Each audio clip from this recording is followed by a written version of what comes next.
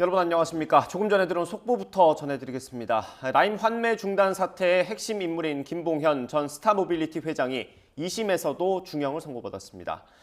서울고등법원은 오늘 특정경제범죄 가중처벌법상 횡령 혐의 등으로 기소된 김 전 회장에게 1심과 같은 징역 30년과 추징금 769억 원을 선고했습니다.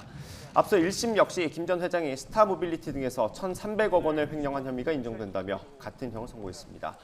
이후 항소심 재판을 받던 김 전 회장은 구치소 수감자와 도주를 모의한 사실이 드러나기도 했는데 김 전 회장은 실제 행동에 옮기려 한 건 아니라고 주장해왔습니다. 검찰은 그러나 김 전 회장의 탈옥 계획서를 보면 실행할 생각이 있었던 게 분명하다며 1심 선고보다 무거운 징역 40년을 선고해달라고 재판부에 요청했습니다. 다음 소식입니다. 윤석열 대통령이 순방 중인 뉴욕에서 민주당 이재명 대표에 대한 체포동의 요구서를 제거했습니다. 바로 국회로 제출됐는데 이르면 모레 본회의 표결에 붙여질 거로 예상됩니다. 취재기자 연결해 알아보겠습니다. 박소정 기자. 네, 용산 대통령실입니다. 네, 윤석열 대통령이 뉴욕에서 이걸 처리한 거죠? 그렇습니다. 전자결제로 제거한 것으로 전해졌는데 오늘 오전 10시 30분쯤 뉴욕 현지에서 전자결제 제거 소식이 전해졌습니다. 김동철 한국전력 사장에 대한 임명안과 박문규 산업통상자원부 장관에 대한 임명안도 함께 제거했습니다. 앞서 어제 서울중앙지방법원은 검찰에 이재명 대표에 대한 체포동의 요구서를 보냈고 법무부가 이를 검찰에서 넘겨받아 대통령 재가를 받은 뒤 국회에 제출하는 절차를 밟았는데요. 윤 대통령 재가가 바로 이루어진 겁니다. 사실상 국회 체포동의 절차가 시작됐습니다. 체포동의안은 본회의에 보고된 뒤 24시간 이후 72시간 이내에 표결에 붙여져야 하는데요. 내일 윤재호 국민의힘 원내대표의 교섭단체 대표연설이 열리는 국회 본회의에 보고되고 모레 21일 본회의에서 체포동의안이 표결될 가능성이 큽니다. 앞서 민주당은 한덕수 국무총리에 대한 해임안을 제출했는데요. 이 해임안 역시 모레 본회의에서 표결에 붙여질 것으로 보입니다. 이렇게 되면 국회 본회의에서 제1야당 대표에 대한 두 번째 체포동의안과 국무총리에 대한 해임 건의안을 두고 표결이 이루어지는 초유의 상황이 벌어지게 됩니다. 지금까지 용산 대통령실에서 YTN 박소정입니다. 민주당 이재명 대표가 병상에서도 단식을 이어가는 가운데 민주당은 체포동의안 표결을 앞두고 고심이 깊어지는 분위기입니다. 개파 간 갈등이 다시 점화할 가능성이 제기되는데 국민의힘의 압박도 계속되고 있습니다. 국회 연결합니다. 손효정 기자. 네, 국회입니다. 네, 일단 이재명 대표 상태부터 좀 전해주시죠. 네, 단식 20일째에 접어든 민주당 이재명 대표는 어제 병원에 입원한 뒤에도 단식을 이어가고 있습니다. 최소한의 수액 치료만 받고 음식은 전혀 먹지 않겠다는 뜻을 고수하는 것으로 알려졌습니다. 오늘 퇴임 이후 처음으로 서울에 올라오는 문재인 전 대통령이 이 대표를 병문안할지를 두고도 관심이 쏠리고 있는데요.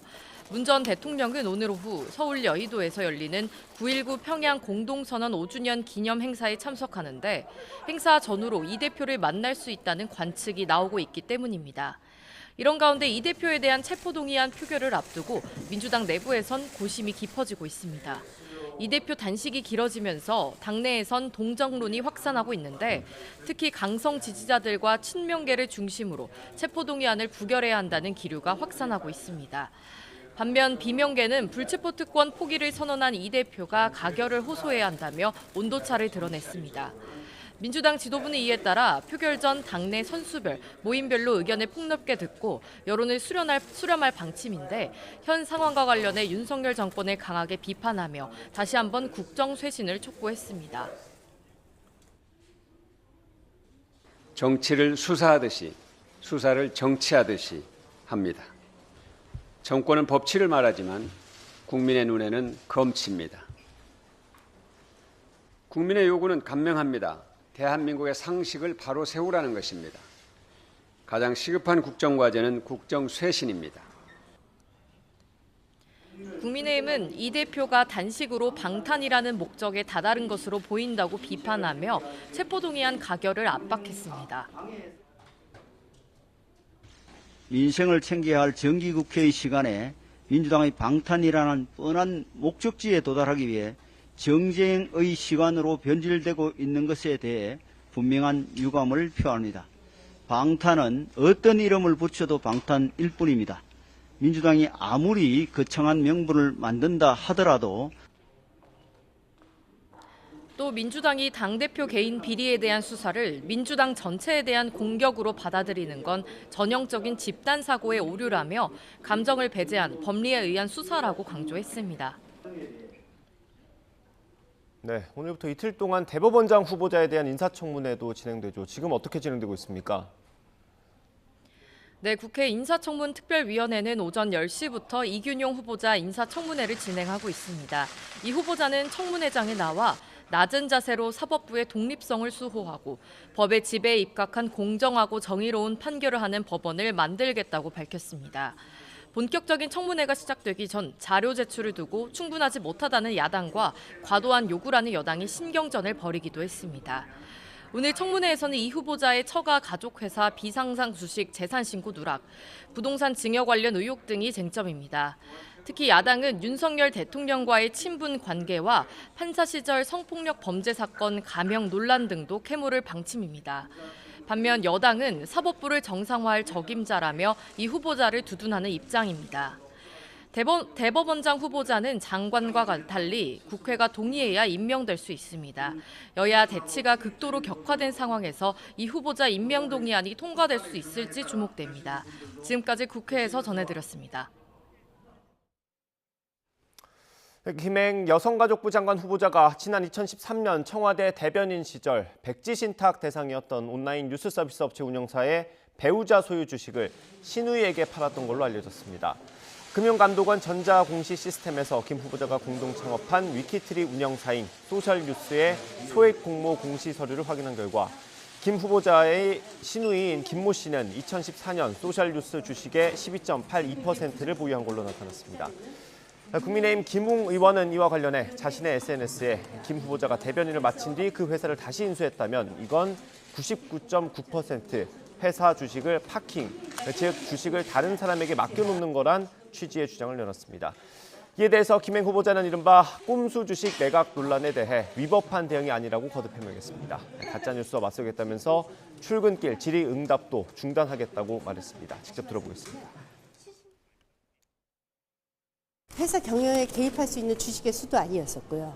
그리고 당시에 제가 오늘 당시의 회사 실적을 전부 다 공개하겠습니다. 정말 아무도 살 사람이 없었습니다. 그래서 저희 시누이가 얘기했습니다. 30년 이상 시어머니를 모시고 산 게 너무 고마워서 내가 떠안아 주겠다. 배우자는 소셜뉴스의 창업 과정을 잘 아는 입장에서 회사의 요청으로 자산 운용 업무를 수탁받은 후에 그 성과에 대한 보수를 수령받았습니다. 남편의 자산 운용은 상당히 성공했습니다. 그 내용은 모두 청문회 때 소상히 밝히겠습니다. 윤석열 대통령이 유엔 총회가 열리는 미국 뉴욕에서 2030년 부산 세계박람회 총력전에 나섰습니다. 도착 첫날에만 양자회담 9개를 진행했는데요. 뉴욕에서 조은지 기자가 취재했습니다. 윤석열 대통령이 유엔 총회가 열리는 미국 뉴욕에 도착했습니다. 지난달 캠프 데이비드 한미일 정상회의 이후 꼭 한 달 만에 미국 방문이자 아세안과 G20 순방에서 돌아온 지 일주일 만에 해외 출장입니다. 김건희 여사 가방엔 여느 때처럼 부산 이즈 레디 열쇠고리가 보였습니다. 2030 부산 세계박람회 유치를 위한 외교 총력전이라는 설명대로 윤 대통령은 도착 첫날에만 9개 나라 정상과 마주 앉았습니다. 스리랑카를 시작으로 산마리노와 부룬디, 세인트루시아 등 생소한 나라 정상들과 잇따라 양자회담을 진행했습니다. Mr. President, pleased to meet you. Mr. President, it's nice to see you again. 회담장에는 어김없이 부산 홍보책자가 배치됐고 엑스포 유치전을 총괄하는 장성민 미래전략기획관이 배석했습니다.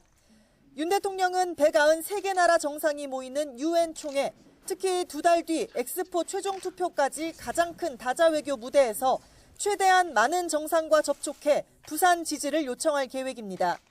가장 앞서 있다는 사우디 리야드를 넘어 반전 드라마를 쓰기 위해 30개 이상 최대 45개 나라와 만날 예정입니다.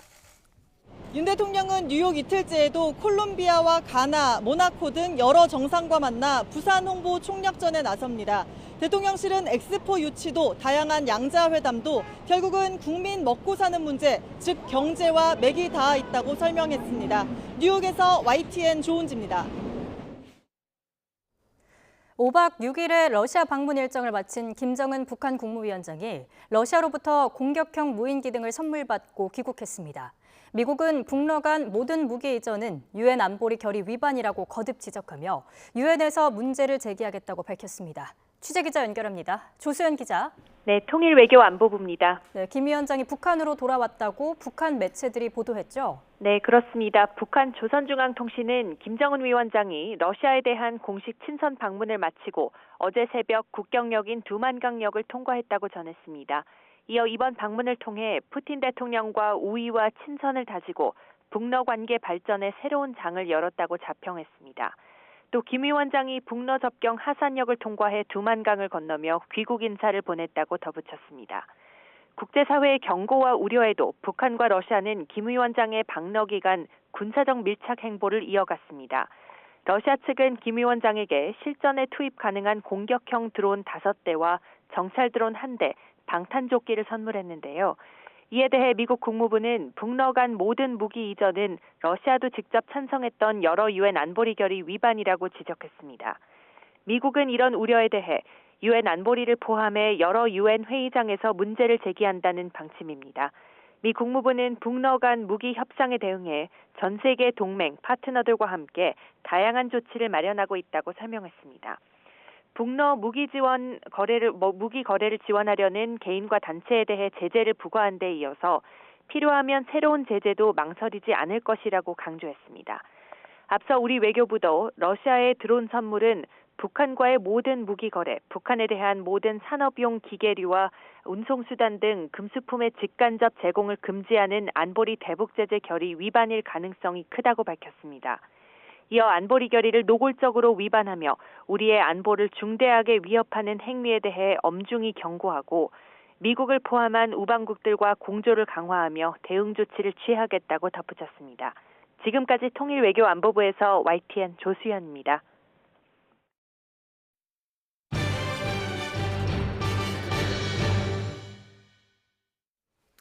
네, 오늘의 정치권 이슈 짚어보겠습니다. 국민의힘 성일종 의원, 민주당 전재수 의원과 함께합니다. 어서 오십시오. 네, 안녕하십니까. 네, 이재명 대표 얘기부터 시작을 해보겠습니다. 단식 어제가 19일째고 오늘 이제 20일째죠. 어제 병원으로 이송이 됐는데 단식을 또 병상에서도 계속 한다고 하더라고요. 지금 이재명 대표의 입장은 그렇게 정리가 된 것 같습니다. 일단 어제 이제 여의도 성모병원에 어제 아침 6시 55분경에 네. 이게 지금 저체온증, 그다음에 부정맥, 저혈당 네. 이런 상황이 겹쳐 있어가지고 네. 의료진들이 이거 큰일 날 수 있다 해가지고 급하게 이제 여의도 성모병원으로 옮겼고 여의도 성모병원에서 필요한 응급 조치를 취하고 그리고 단식에 따른 이후 이제 치료에 대해서 노하우가 있는 녹색병원으로 지금 이송을 해가지고 네. 지금 수액 정도 이제 맞고 있고 수액을 맞으면서 일체의 음식을 섭취하지 않는 단식을 이어가는 것으로 이렇게 지금 정리가 됐고요. 이전에 전두환 정권에 맞서가지고 단식 투쟁을 벌였던 김영삼 대통령 같은 경우는 전체 23일 단식을 했거든요. 그중에 8일째 되는 날 전두환 군사정권이 강제로 병원에 입원을 시켜가지고 링거를 강제로 마칩니다. 그리고 링거를 강제로 맞은 상태에서 병상에서 보름을 더 단식을 했거든요. 네. 그러니까 전체 23일간 단식을 했었는데 아마 그러한 형식으로 일체 음식은 금하고 혹여 일어날 수 있는 불상사는 좀 예방을 하면서 단식을 계속해서 이어가는 것을 통해서 윤석열 정부의 어떤 폭주 또는 이 국정 쇄신을 촉구하는 그런 단식을 계속해서 이어나갈 예정입니다. 예, 뭐 병원에서도 단식을 한다는 건데 의원님께서 웃으십니다. 아니 무슨 명분이 있지요? 단식을 하는데 수액 맞고 하는 단식을 보셨습니까? 김영삼 대통령이나 김대중 대통령 이런 분들의 단식은 민주주의를 위해서 네. 단식을 한 거지요. 정말 군부 독재에 맞섰던 거거든요. 지금 이재명 대표는요, 본인이 성남시장, 경기도 도지사 할 때 저지른 범죄 혐의에 대해서 구속영장이 이게 나올 것 같으니까 딱 거기에 맞추어서 지금 구속되면 안 되겠다 해서 본인 방어를 위해서는 개인적인 단식입니다. 단식이요, 저희가 많이 지켜봤습니다. 이재명 대표의 단식 폄훼할 생각 없습니다. 또 앞으로 저희 쪽에서도 옛날에 단식을 많이 해봤지만 이정현 대표가 단식할 때 6박 7일을 했어요. 정말 그 정도 되니까 이 정신을 잃으시더라고요. 황교안 대표가 당시 공수처 만들지 말고 선거법 개혁하지 말라 그러면서 몇 가지 이유를 들어가 청와대 앞에서 했잖아요. 정말 풍천노숙했습니다. 7박 8일 했는데 8일 새벽에 정신을 잃어가지고 연대 세브란스 병원으로 후송을 했거든요. 김성태 대표 드루킹 하면서 9박 10일 만에 성모병원으로 갔습니다. 그런데 이분은 19일을 하셨어요. 그런데도 걸으셨거든요. 그리고 이제 성모병원 갔다가 또 다른 병원으로 이송을 하셨어요. 또 전에 단식한다고 그러면서 대표실을 쓰셨거든요. 저는 정말 이 단식하는 거는 모든 걸 걸고 하는 거잖아요. 진정성을 국민들한테 알리는 거거든요.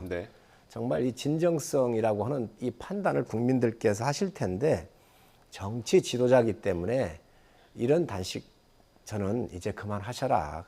알겠습니다. 저는 말씀드리고 싶습니다. 제가 좀 한 말씀을 덧붙이자면 국민의힘이 야당일 때 불과 얼마 안 됩니다. 국민의힘이 야당일 때 황교안 대표와 김성태 원내대표가 단식을 한 적이 있습니다. 그때 당시 민주당은 집권 여당이었죠.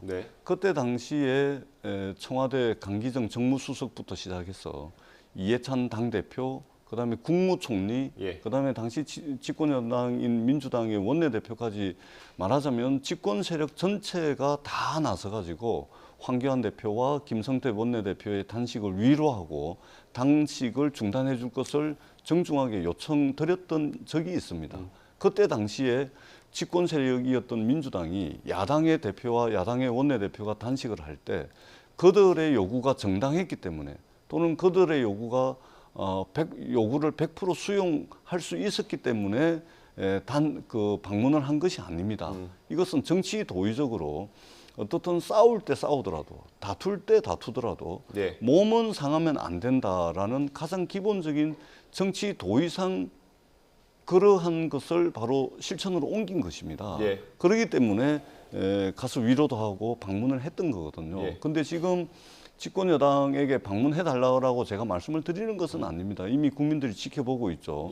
정말로 간장종지보다도 못한 이 편협한 리더십을 가지고서 과연 집권 여당으로서 역할을 제대로 할 수 있을까라는 의구심이 들지 않을 수 없고 윤석열 대통령께서 공산 전체주의 세력 또는 반국가 세력 또는 그 맹종 세력과 추종 세력이라는 표현을 했는데 이번 단식을 통해 가지고 그 세력이 다름 아닌 야당과 야당 대표였다는 것이 드러났습니다. 야당을 국정 운영의 파트너 또는 대화하고 설득하고 타협하고 조정하고 조율하는 그런 대상으로서 정치적 경쟁자로서 인정하고 있지 않는 모습을 보여주고 있습니다. 그렇기 때문에 결국은 이 모든 비판은 제가 볼 때는 국민의힘 집권 여당에게 돌아갈 가능성이 상당히 많다 이렇게 생각을 합니다. 전반부 얘기하신 전 의원님 얘기라고 하면 저도 동의합니다. 또 황교안 대표, 김성태 대표 단식할 때 제가 옆에 있었기 때문에 강기정 수석을 비롯해서 오셨던 건 자주 오긴 맞습니다. 했습니까? 그때? 아닙니다. 한 번씩 오셨습니다. 한 번씩이요? 네. 아니 지도부 모두 다 출동을 했습니다. 자, 그런데 그 단식은요. 정치적인 단식이에요. 전국을 풀어가기 위한. 민주당이 드루킹 특검, 자 민주주의 훼손한 거 엄청난 거 아닙니까? 김경수 지사가 구속이 됐습니다. 그것 때문에 특검을 받아들였고 황교안 대표가 청와대 앞에서 단식을 했었을 때 선거법 어떻게 됐습니까? 누더기 되지 않았습니까? 지금 공수처 어떻게 됐습니까? 지금 실적 한 건이라도 있습니까?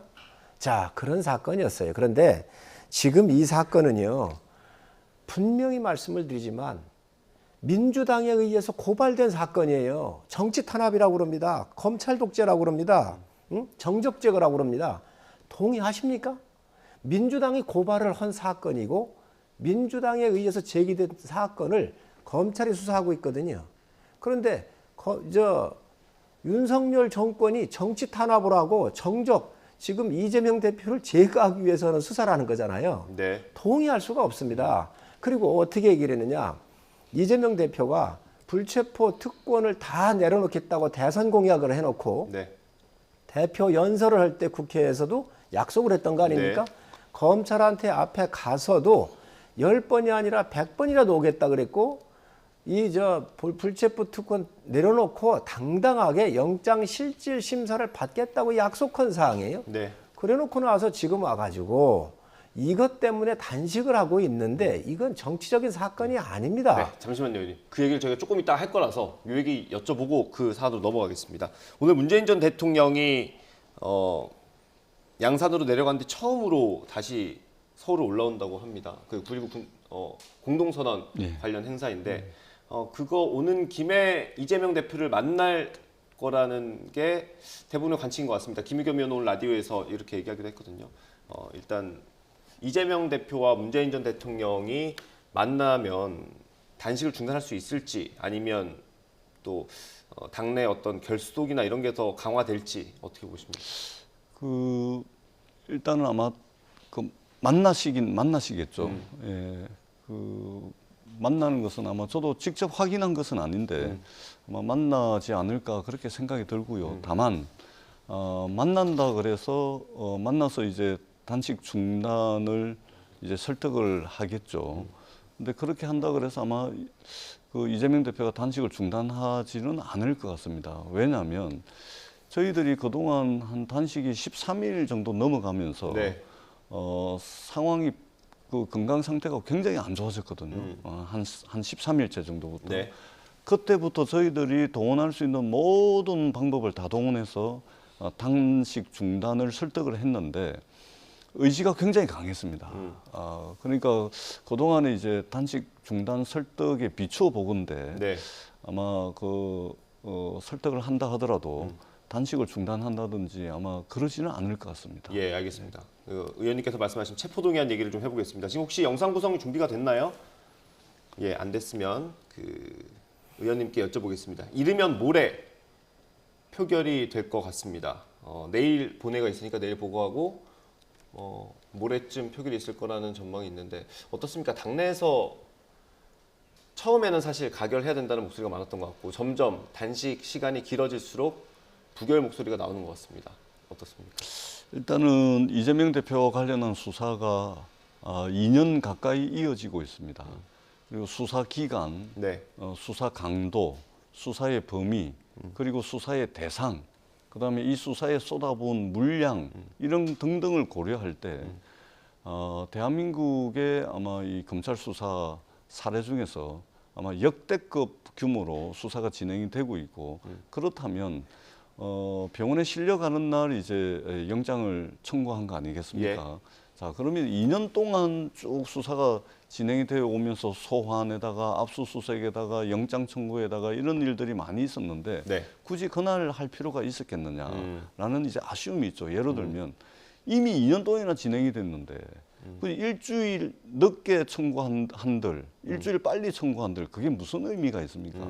그리고 이 검찰의 어떤 수사 행태라든지 이런 것들과 대통령께서 반국가 세력, 공산 전체주의 세력 또는 야당을 대화 또는 협상의 파트너가 아니고 정말로 이게 제거해버려야 되는 대상 이렇게 보고 있다라는 이런 인식이 이번 단식을 통해서 집권 여당의 그러한 이제 본질이 드러났습니다. 네. 그러면은 이미 야당을 정치적 경쟁자로서 상대방으로서 인정을 하지 않는 집권 여당에 맞서서 사실 야당인 민주당이 선택할 수 있는 것은 그렇게 많지가 않습니다. 그런 차원에서 아마 이 표결이 이루어질 것이고 당내 상당한 기류가 지금 이 격앙이 돼 있는 분위기이기 네. 때문에 아마 이게 부결 쪽으로 대부분의 의원들이 큰 흐름은 아마 그쪽으로 지금 모아지고 있는 것 같습니다. 부결적으로. 의원님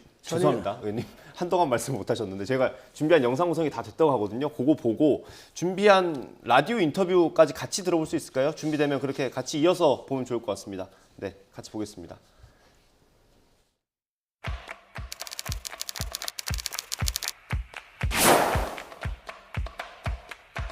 저에 대한 정치 수사에 대해서 불체포 권리를 포기하겠습니다. 의원들이 전체적으로 정당한 영장 청구에 대해서 의원들의 불체포 특권을 내려놓기로 의견을 모았습니다.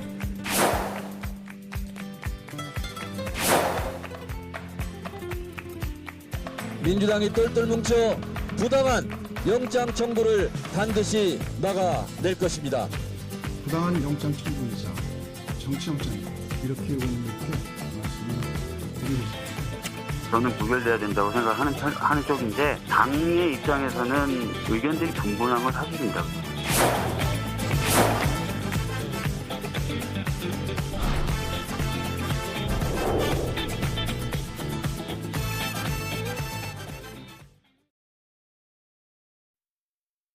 이재명 대표하고 이야기를 나눴다는데 이재명 대표는 뭐라고 하던 거예요? 대화를 나눌 때.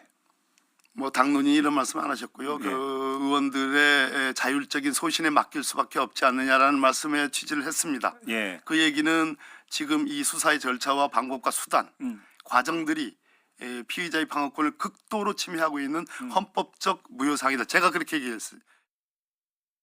이게 가결하더라도 분열의 길로 가지 않을 방법은 네.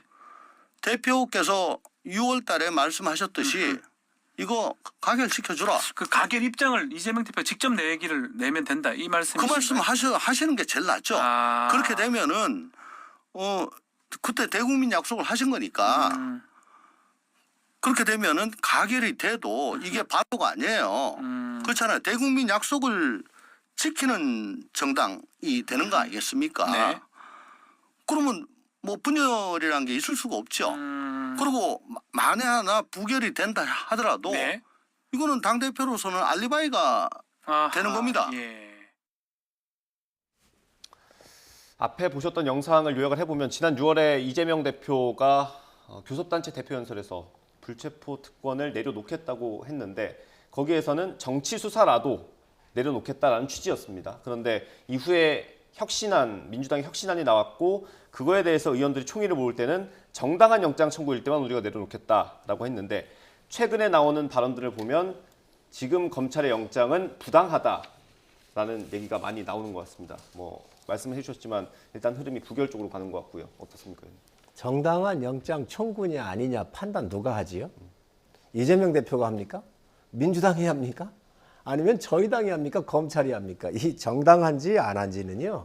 법원이 판단하는 거예요. 법원 앞에 본인이 가가지고 불체포 특권 포기하고 영장 실질 심사 받겠다고 본인이 약속한 거잖아요. 네. 그리고 민주당 내에서 조응천 의원 같은 경우 저 이야기가 나오잖아요. 네. 다른 분들은 그 체포 동의안을 가결시키면 안 된다고 그러고 아니 왜 같은 당에서 두 소리가 나오겠습니까? 지금 그걸 정확하게 봐야지요. 지금 민주당에서 얘기하는 게 뭐 2년 가까이 수사를 했다? 이거 문재인 정부부터 수사해온 거 묻어놨던 거 아닙니까? 감춰놨던 거 아닙니까? 그리고 여기에 뭐 사상 유례 없는 인력 압수수색 숫자가 몇백 해야 되고 이런 얘기를 하는데요. 법인카드 써가지고요. 음식점에 다니면서 수백 건 썼습니다. 거기다 하더라도 수백 건이 나와요. 네.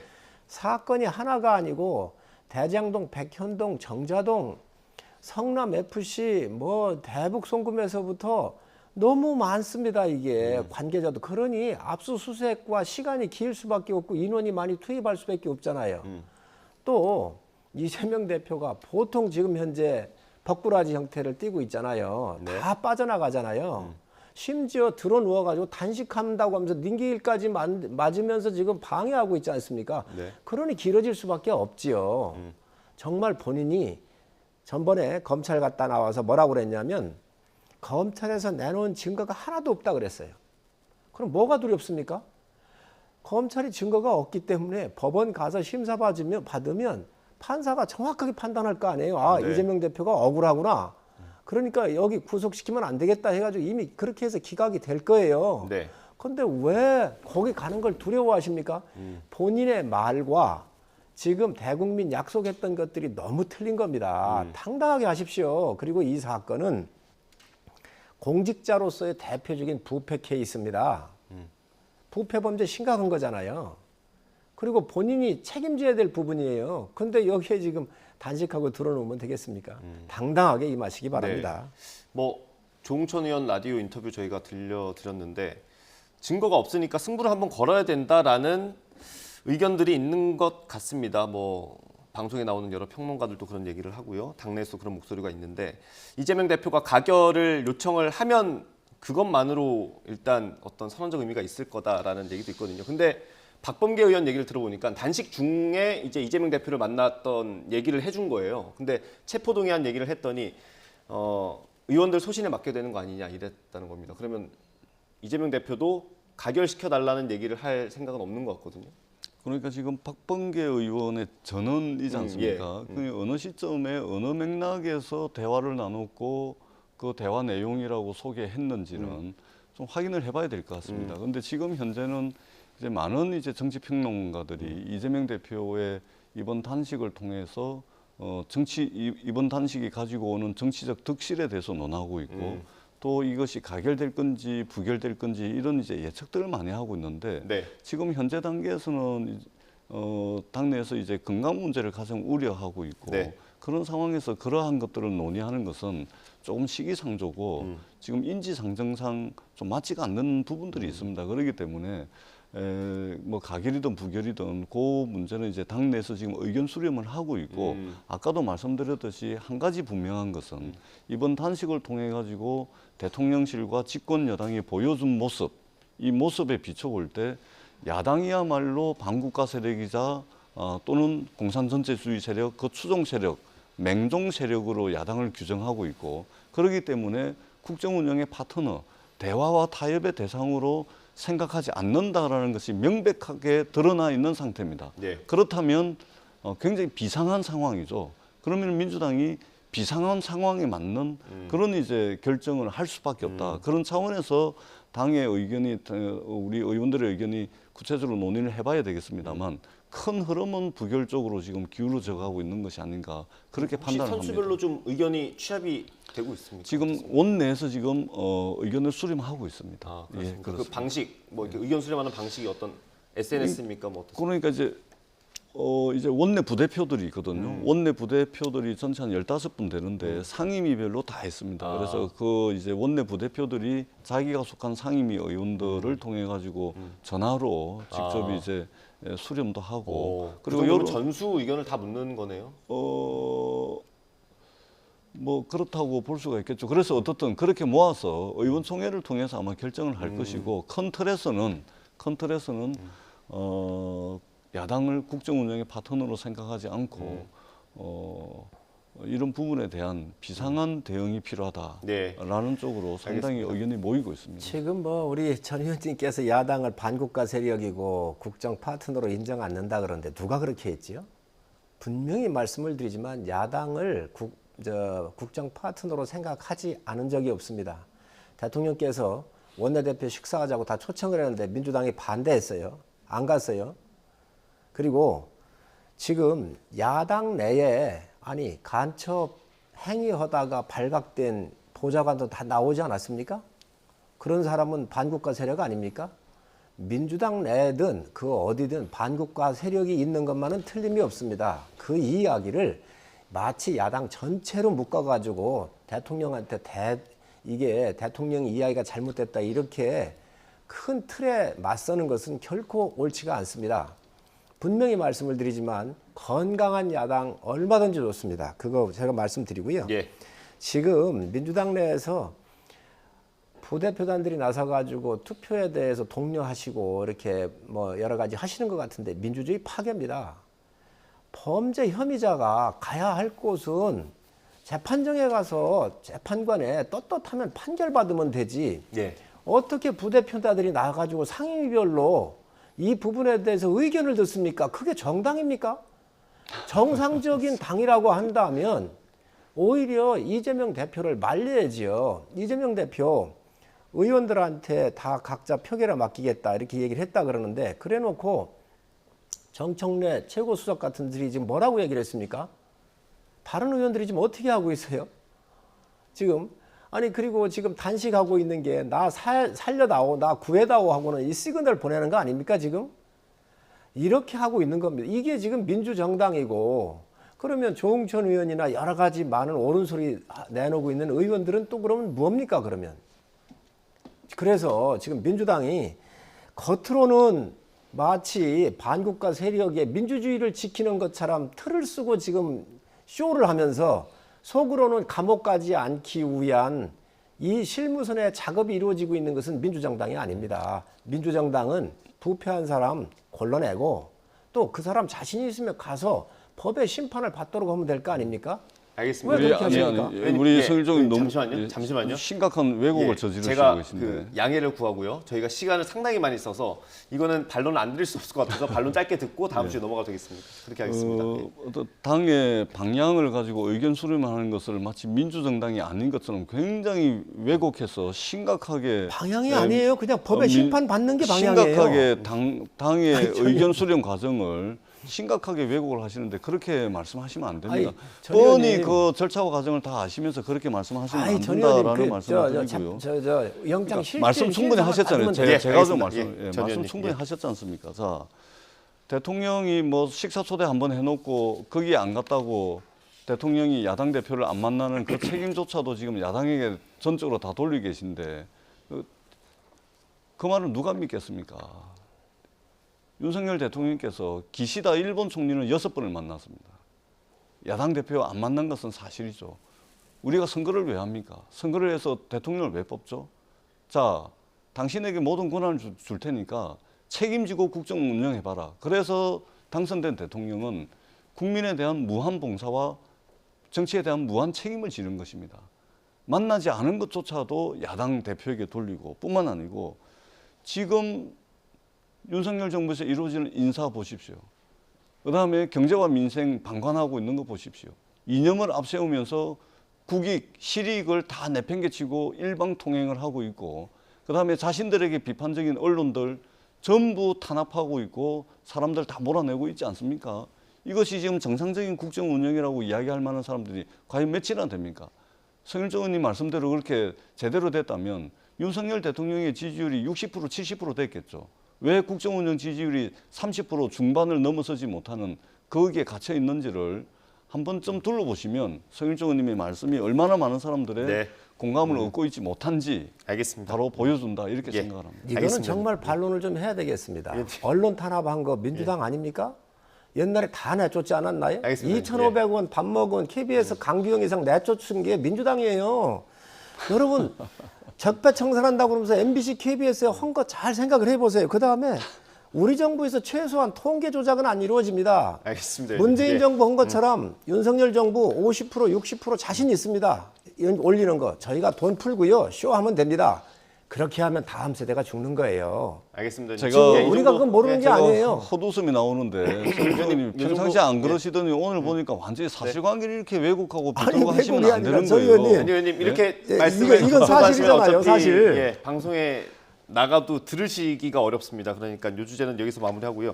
통계 조작도 뭐 감사원이 검찰에 수사를 요청했다고 하니까 다음에 한번 저희가 주제로 마련을 해보겠습니다. 요 정도로 마무리하고 다음 주제 넘어갈게요. 한 5분밖에 안 남았습니다. 이균용 대법원장 후보자 인사청문회가 오늘 내일 있습니다. 그냥 국무위원 장관과는 다르게 의석상 민주당의 동의가 없으면 임명하기가 어려운 구조인데 민주당이 지금까지 판단하기로는 어떻습니까? 지금 오늘 내일 인사청문회를 해야 되고요. 지금 현재 이 시간에도 인사청문회 아마 진행이 되고 있는 것으로 알고 있는데 그동안 인사청문회 이전에 이제 여러 언론의 검증 또 국회에서 국회에 제출된 자료를 가지고서 검증한 바에 의하면 상당히 문제가 많습니다. 일단은 딱 한 가지만 제 개인적으로 한 가지만 예로 든다면 이분이 판사 시절에 경기도 안성시장이 이제 재산 누락을 해가지고 그 안성시장직을 잃었습니다. 예. 법원 판단을 통해 가지고 재산 누락한 것 때문에 안성 주민들의 투표로 선출된 사람이 네. 직을 상실했거든요. 그런데 이 이균용 후보자는 자기 재산을 누락을 했습니다. 예. 근데 별 문제 아니고 잘 몰랐다 이러고 그러면은 남을 할 때는 직접 선출된 주민들이 직접 선출한 사람을 안성시장직을 말하자면 잃게 만들어 놓고 자신이 재산 누락한 부분에 대해서는 엄청나게 관대합니다. 자, 이런 분이 과연 이 한 가지 사례만 제가 대표적으로 들었는데 네. 이런 분이 과연 우리 저 대법원을 최고법원인 대법원에 수장이 되고 전체 사법부의 수장이 된다는 것은 우리가 한 번쯤은 생각해 봐야 되지 않을까라고 생각을 하고 있고 오늘 내일 인사청문회를 통해 가지고 우리 국민들이 아마 지켜보실 겁니다. 저희들은 국민들 판단을 믿고 따라가도록 하겠습니다. 예. 뭐 재산 신고 누락된 부분 그리고 뭐 여러 가지 재산 문제들이 증여 있습니다. 뭐 이런 그렇습니다. 것들이 좀 논란이 되는 것 같습니다. 예. 우선 이균용 대법관 대법원장 후보자 같은 경우는 균형을 갖추신 분이에요. 우선 뭐 약자들, 장애인들에 대한 인권 향상에 관련돼서도 판결을 많이 내렸었고요. 또 백남기 농민 사건 때도 서울청장이 1심에서 무죄 받았었잖아요. 근데 네. 지휘관은 현지에 있으면서 이런 과잉 진압에 대해 책임지고 막아서야 된다 하면서 벌금을 1,000만 원까지 때려가지고 실질적인 네. 처벌을 했었던 분이기 때문에 아마 야권에서도 근간에 보기 드문 그런 분일 거라고 판단을 할 거라고 저는 생각을 합니다. 단 이런 행정적인 처리에서 문제가 있다든지 그런 것은 본인이 소명을 좀 받고 또 야당도 올바른 판단을 할 거라고 봅니다. 예. 제가 한 말씀만 예. 덧붙이자면 제가 개인적으로 아까 이제 경기도 안성시장 예를 들었는데 더 심각한 것은 헌법을 부정하는 그런 이제 그 내용도 있습니다. 예를 들면은 1948년 8월 15일 날 우리나라가 건국이 됐다라는 입장인데요. 이것은 엄연히 헌법 전문에 1919년 3.1 독립운동을 기화로 해가지고 상해에서 임시정부가 수립이 됐고 그리고 대한민국 정부는 이 임시정부를 말하자면 법통으로 하는 그런 네. 정부라고 명백하게 헌법 전문에 나와 있지 않습니까? 네. 그런데 1948년에 건국이 됐다. 이것은 말하자면 우리 현대사를 극단적으로 왜곡시키고 있는 뉴라이트 사관에 입각한 그런 그 시각이거든요. 사법부의 수장이 이러한 역사 인식을 가지고 있다는 것은 대한민국의 정통성을 훼손하는 것이고 그렇기 때문에 굉장히 심각한 문제입니다. 예. 바로 이러한 문제들까지 다 해서 그다음에 여러 가지 재산 증여 문제 또 뭐 비상장 주식 문제 여러 가지 것들이 예. 있습니다. 인사청문회를 통해 가지고 하나씩 밝혀지리라고 생각을 합니다. 오늘 내일 저는 요거는 좀 얘기를 해야 될 것 같아요. 지금 민주당하고 뭐 또 저희 당 같은 경우 상당히 결이 틀린 것 같은데 대한민국 건국일에 대해서 얘기하는 것 같아요. 이거 명확하게 나와 있는 겁니다. 몬테비데오 선언에 의해서 한 국가가 만들어지려면 국민과 영토와 주권이 있어야 되고 외국의 승인이 있어야 되잖아요. 네. 자, 그런데 대한민국 국민에 의해서 투표의 주권에 의해서 만들어지는 정부가 있어야 되고 그 영토 안에서 이루어져야 될 거 아니에요. 네. 자, 그러면 대한민국 건국일이 8월 15일 맞지 않습니까? 48년에? 그런데 이거를 자, 그렇다고 우리가 상해 임시정부를 저희가 부정하는 거 아닙니다. 임시정부예요, 말 그대로. 네. 우리 영토 내에서 투표가 이루어진, 이 투표에 의해서 이루어진 정부가 아니지 않습니까? 네. 망명해서 만들어졌고, 그걸 그 정부를 통해서 독립운동을 했고, 다음에 그분들이 다시 들어와서 망했었던 나라를 바로 유엔에 의해서 주변국에 인정받고, 국민 주권에 의해서 우리 영토 안에서 50선거에 의해서 이루어져 만들어졌던 정부가 48년도인 거예요. 자, 그런데 왜 이걸 부정을 하십니까? 정확한 이 국제법이 있는 거예요. 이거를 왜 갖다가 그렇게 얘기하는지 모르겠어요. 아니 의원님 굉장히 심각한 말씀을 지금 하시는 굉장히 심각한 말씀입니다. 심각한 얘기가 아니라 아니 만약에 그 논리면 제대로 알고 죄송합니다. 그 논리면 있잖아요. 네, 잠시만요. 네. 저희가 시간이 다 됐고요. 오늘 너무 많은 시간을 써가지고요. 더 이상 할애할 수 없을 것 같아요. 이게 건국절 논란이 대법원장 후보자 인사청문회를 통해서 다시 불거질 가능성도 있을 것 같거든요. 저희가 기회가 되면 다음에 모실 때 그 주제도 한번 같이 다루고. 굉장히 심각한 역사 인식입니다. 예, 알겠습니다. 그렇게 한마디씩 하시 시작하면 또 끝이 없으니까요. 마무리하겠습니다. 예, 국민의힘 성일정 의원, 민주당 전재수 의원과 함께했습니다. 감사합니다. 네, 감사합니다.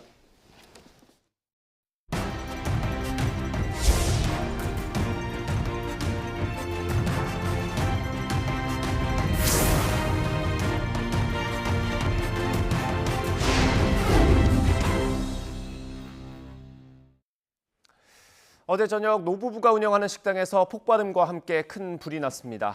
주인 할머니가 식당 안에 있었는데 이웃에 사는 외국인이 불구덩이에 뛰어들어서 이 할머니를 구했습니다. 홍민기 기자입니다. 시뻘건 불길이 식당을 집어삼키며 타오릅니다. 뜨거운 열기에 유리창이 깨지고 끊어진 전선에선 불꽃이 튑니다. 할아버지는 발을 동동 구르며 목이 터져라 누군가를 애타게 찾습니다. 노부부가 운영하던 식당에서 불이 난 건 어제 저녁 6시 40분쯤. 할아버지가 잠시 자리를 비운 사이 펑 하는 폭발 소리와 함께 갑자기 불길이 치솟으며 할머니를 덮쳤습니다. 그 순간 우즈베키스탄에서 온 이웃 청년이 쓰러진 할머니를 구하러 불구덩이로 뛰어들었습니다. 들어가려는 사람이 아무도 없었고 그분들이 안 구했으면 아마 할머니 돌아가셨죠. 가까스로 탈출은 했지만 할머니는 온몸에 2도 화상을 입었고 할머니를 구한 외국인도 유리에 팔과 다리 등을 다쳤습니다. 또 식당 건물과 주변에 있던 차 석 대가 타 소방서 추산 8천만 원어치 재산 피해가 났습니다. 소방당국은 목격자 증언을 토대로 정확한 원인을 파악하고 있습니다. YTN 홍민기입니다. 아르바이트생을 시켜서 마약을 밀반입한 뒤 시중에 유통한 일당이 경찰에 붙잡혔습니다. 서울 동대문경찰서는 해외에서 마약을 몰래 들어온 혐의로 40대 여성 A씨를 구속했습니다. 또 30대 유통 총책 B씨 등 국내 마약 유통책 7명을 붙잡아서 이 가운데 3명을 구속했습니다. A씨는 지난 6월부터 2달 동안 필리핀에 있는 윗선의 지시를 받고 19만 명이 동시에 투약할 수 있는 분량의 필로폰을 8차례에 걸쳐서 국내로 들여온 혐의를 받고 있습니다. 대전 중부경찰서는 빌라에 침입해 1억 1,000여만 원 상당의 금품을 훔친 혐의로 60대 남성을 구속했습니다. 피의자는 지난달 3일 밤 대전시 중구의 한 빌라에 들어가 금고 안에 있던 금괴와 시계, 현금 등을 훔쳐 도주한 걸로 조사됐습니다.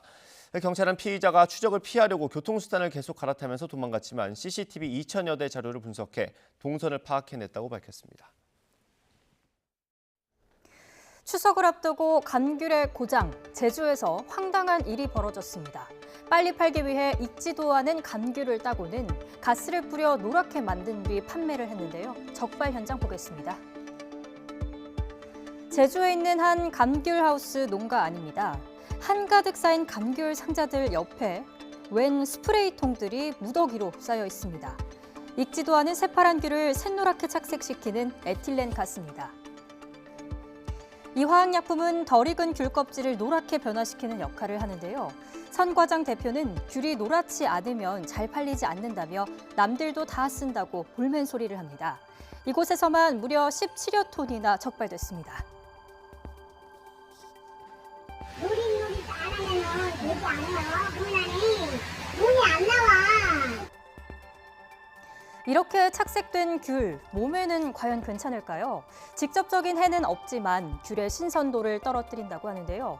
결국 비싼 돈을 내고 색만 예쁜, 덜 싱싱한 귤을 사 먹는 셈입니다. 제주도에서는 이렇게 억지로 색을 내면 품질이 떨어지기 때문에 전량 폐기 처리하고 농가에는 과태료 최대 1,000만 원을 부과하고 있습니다. 그렇다면 우리가 착색된 감귤 어떻게 구분할 수 있을까요? 감귤의 꼭지를 잘 살펴봐야 합니다. 귤의 색깔은 샛노란데 이렇게 비정상적인 감귤은 꼭지가 검게 말라 있습니다. 착색된 감귤일 가능성이 크다는 거죠. 올해는 추석을 앞두고 제수용 과일인 사과와 배 물가가 훌쩍 뛰면서 감귤 판매가 늘고 있다고 하는데요. 이런 피해 없도록 잘 확인해 보시길 바랍니다.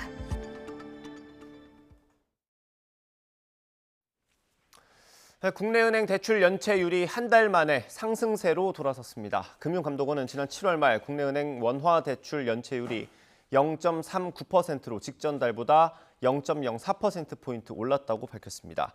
기업 대출과 가계 대출 연체율이 각각 0.04%포인트와 0.03%포인트씩 올랐습니다. 금감원은 7월 말 연체율 상승은 신규 연체율이 상반기 수준을 유지한 가운데 분기 말 은행의 연체 부실 채권상 매각이 집중되는 데서 주로 기인했다고 설명했습니다. 토니 블링컨 미국 국무장관이 유엔 총회 중국 대표로 참석한 한정 부주석을 만나 북한 위협 문제 등을 논의했습니다. 미 국무부는 유엔 총회를 계기로 성사된 블링컨 장관과 한정 부주석 간 회담에서 북한 도발과 러시아의 우크라이나 침공, 타이완 해협 문제 등에 대해서 의견을 나눴다고 밝혔습니다. 국무부는 양측이 회담에서 솔직하고 건설적인 대화를 나눴다며 두 나라 간 소통 창구를 유지하기로 했다고 설명했습니다. 세계 최대 무인기 생산국인 중국이 드론 주요 부품 등에 대한 수출 통제에 나서자 러시아의 군용 드론 생산이 어려워지고 있는 걸로 전해졌습니다. 미국 뉴스위크가 러시아 일간 코메르산트를 인용해 보도한 걸 보면 러시아는 중국의 드론 수출 규제로 인해 드론 조달에 있어 심각하게 복잡한 절차를 거쳐야 하고 열 영상 장비 등 상당수 부품의 부족 현상을 빚고 있습니다. 독일 외무장관이 시진핑 중국 국가주석을 독재자로 불러 중국이 공개적 도발로 강력 반발하면서 독일 대사를 불러 항의했습니다. 독일은 유엔 안보리 확대 추진으로 상임 이사국 후보로 거명되고 있는데요. 이종수 기자가 보도합니다. 중국에 대해 강경 입장을 보여온 아날레나 베어보크 독일 외무장관, 시진핑 중국 국가주석을 독재자로 지칭해 중국과 외교적 파장을 불러일으켰습니다. 베어보크 장관은 최근 미 폭스뉴스와 인터뷰에서 우크라이나 전쟁에 관해 언급하던 중 푸틴 러시아 대통령이 이 전쟁에서 이길 경우 시진핑 주석과 같은 전 세계 독재자들에게 어떤 신호가 되겠냐면서 우크라이나가 이겨야 한다고 말했습니다. 중국은 이를 공개적 도발로 여기면서 중국지의 독일 대사를 초치해 강력 항의했습니다. 中方对德方的有关言论强烈不满，坚决反对。德方言论极其荒谬，严重侵犯中方政治尊严。 독일은 지난 7월 중국을 체제 라이벌로 간주하고 교역도 줄이는 대중 전략을 마련한 이후 강경 입장을 보여왔습니다. China has changed, and that's why our policy towards China also needs to change. To us, China is not only a partner, but also more and more competitor and a systemic rival. 독일은 중러 거부권 남용으로 유명무실화된 안보리의 확대 개편에서 상임 이사국 후보로 거론되고 있습니다. 바이든 미 대통령이 이번 유엔 총회에서 제기할 안보리 상임 이사국 추가 국가로 독일이 인도, 브라질, 일본과 함께 거명된다고 외신들은 보도하고 있습니다. YTN 이종수입니다. 어제에 이어 오늘도 한낮에는 다소 덥겠습니다. 오늘 서울 낮 기온이 28도까지 오르겠는데요. 다만 늦더위는 오늘까지입니다. 내일은 전국에 비가 내리면서 서울 낮 기온이 24도까지 크게 떨어지겠는데요. 이 하루만에 온도가 급격하게 변하면서 면역력이 약해지기 쉬운 시기입니다. 평소보다 건강관리에 신경 쓰셔야겠고요. 오늘까지는 낮에는 여름 더위를 보이는 만큼 일교차에 유의하셔야겠습니다. 가벼운 겉옷을 챙겨서 체온 조절 잘 해주셔야겠습니다. 오늘 중부에는 구름이 지나고 남부는 대체로 맑겠는데요. 오늘 오후까지 수도권과 영서지방에서는 약하게 비가 오거나 빗방울이 조금 떨어지는 곳이 있겠습니다. 오늘 남부지방에서는 30도 안팎의 더위를 보이겠는데요. 서울 28도, 대구와 울산에서 30도까지 오르겠습니다. 내일 시작되는 비는 영동과 충청 이남에서는 모레까지 이어지겠고요. 비가 오고 나면 서울 아침 기온이 17도까지 내려가면서 쌀쌀해지겠습니다. 날씨였습니다. 이어서 뉴스 앤 이슈 2부가 방송됩니다. 저희는 잠시 뒤에 돌아오겠습니다.